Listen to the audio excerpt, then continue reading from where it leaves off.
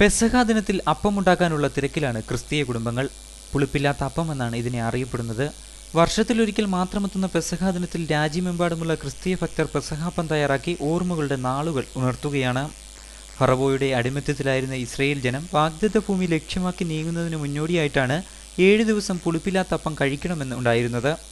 പുറപ്പാടിൻ്റെ പുസ്തകം 12-ാം അധ്യായം 15 മുതൽ 20 വരെയുള്ള വാക്യങ്ങളിലാണ് ഇങ്ങനെ പ്രതിപാദിച്ചിട്ടുള്ളത്.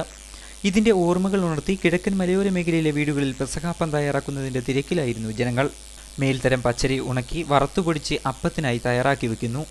ജീരകം, വെളുത്തുള്ളി എന്നിവ കുഴമ്പ് രൂപത്തിൽ തയ്യാറാക്കി അല്പം ഉഴുന്നുമാവും തേങ്ങ ചിരികിയതും ചേർത്ത് ആവശ്യത്തിന് ഉപ്പും ചേർത്ത് കുഴച്ച് വാഴയിലിൽ പരത്തി വയ്ക്കുന്നു.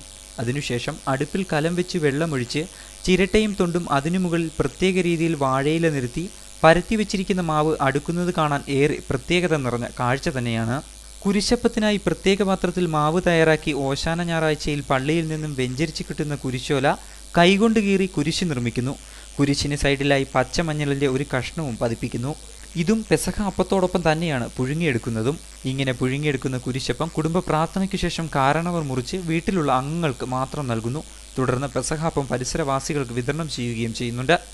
അജി മണ്ണിൽ, ലൈവ് വാർത്ത, തെന്മല.